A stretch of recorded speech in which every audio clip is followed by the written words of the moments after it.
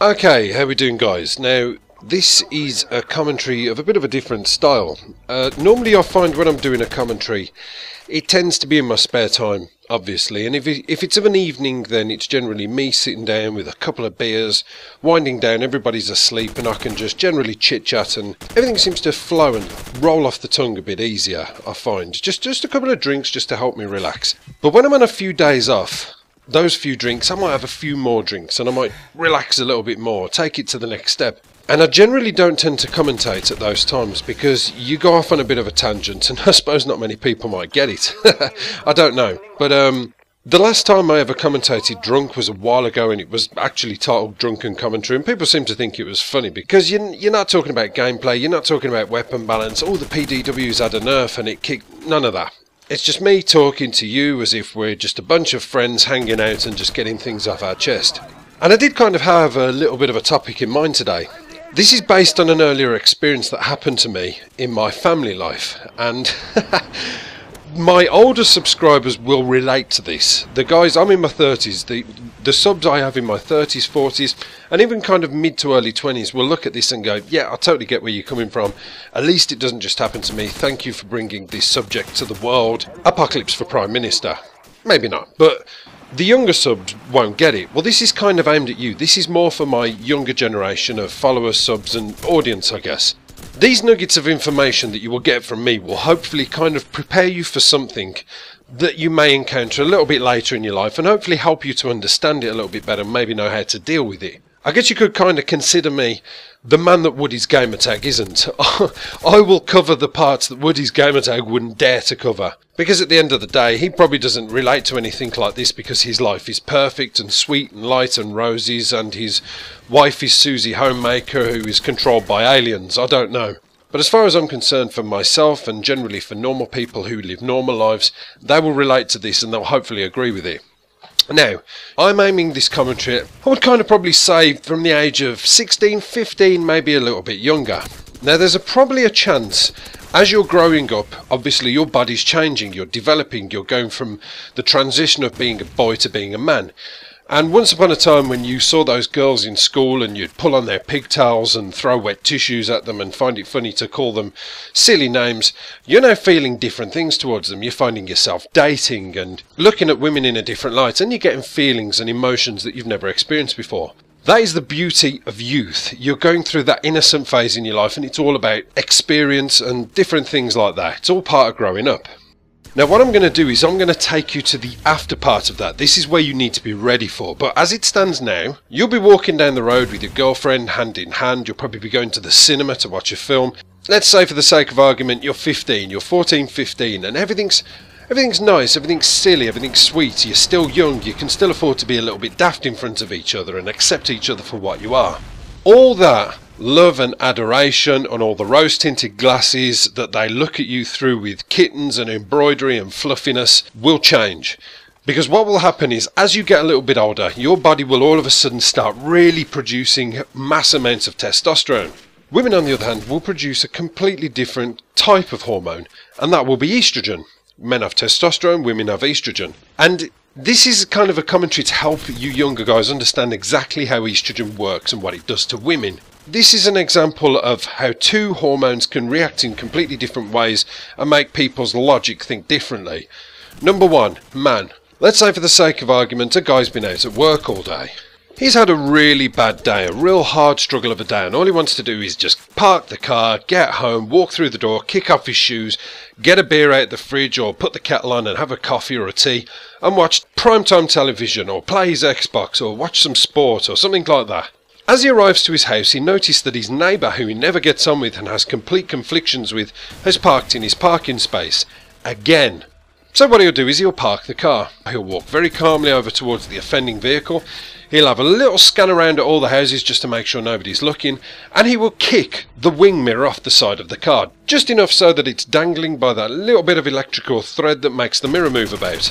Then he'll walk back into the house, calm, cool, collected, greet his family, and say no more about the matter. So if the neighbour comes out and decides to kick off and knock on his door, I didn't do it. How can you prove that it was me that did it? I did see a bunch of kids who walked past and they looked a little bit suspicious. Maybe it was them. Job done. Satisfaction guaranteed. That's how men react. Now, this would be a woman's turn of events. She'll be driving home from work, she's had a really shitty day, and all she wants to do is park the car, get through the front door, have a bubble bath while reading her favourite trashy magazine, and then sit down and watch Sex in the City and cry into a glass of wine. But then all of a sudden they notice that the neighbour that they never get on with has parked in their parking space. Again. So what she will do is she will find another parking space, get out of the car, mutter, moan and rage to herself, but calmly walk past the offending vehicle. Then she will walk through the door where the love of her life is standing there waiting, blissfully unaware of the ticking time bomb that's just walked through the door. Bath prepared, beverage made, and a little smile and a hug of reassurance at the ready. But that is actually all in vain, because she notices that cup that was left before she went to work and hasn't been washed up. Cue the drama, guys. I don't believe that you have not washed that cup up. I've been out at work all day today. I've had such a horrible day, and I come home and it's still there. All I wanted to do was just come in and have everything nice for me, and you just can't even get that one thing done. You just don't understand what I've been through. I can't take this anymore. You are nothing but an absolute tosser. You see, in my grandfather's generation, and probably your grandfather's generation, they knew exactly how to deal with this kind of thing. They had women on a tight leash, because 9 times out of 10 the woman wouldn't work. She would stay at home, she would raise the children, and she would clean the house. And the husband would be out, enduring a hard day's graft, shoveling coal or whatever. Then as they walked through the door, if the man was met with any lip or attitude from the lady, that would prompt a short, sharp right hook to the jaw which would knock them to the ground, and make the good lady realise exactly how lucky she is. She would then stand up, dust herself off and realise it was all her fault. Don't ask me why, but they had absolute control over the situation, and it seems as the years have gone on and women have more power and they have more professional jobs, the stress and pressure combined with bloody estrogen and hormonal activity makes them into absolute demons. And this is what you need to be prepared for.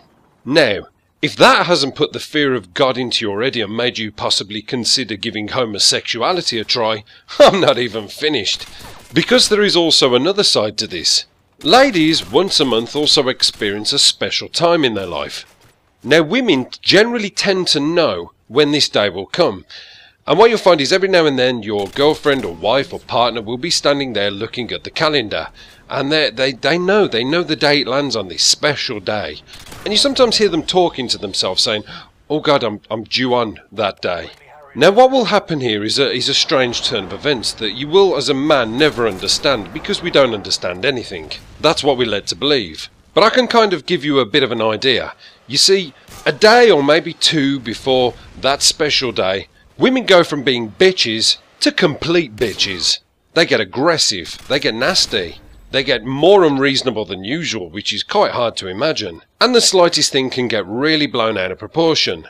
Now I'm not going to give you the scientific facts behind exactly what happens, even though I know it's up to you to go and find out. But what I will say is this. Never ever acknowledge that day. Even if you know yourself and you've marked it on your calendar when that day will come, don't talk about it.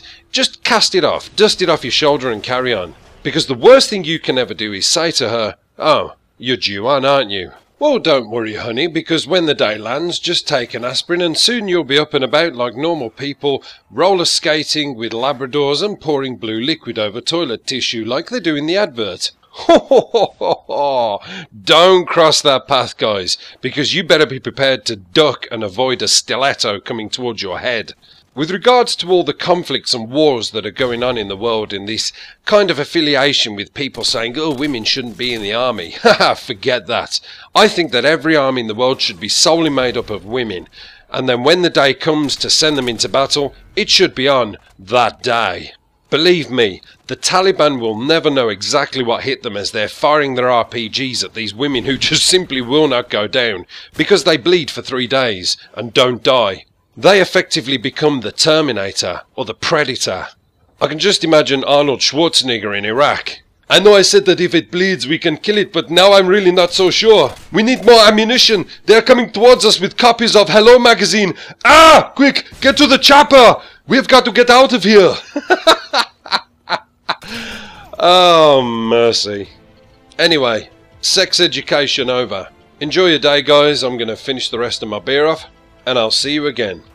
Apocalypse done.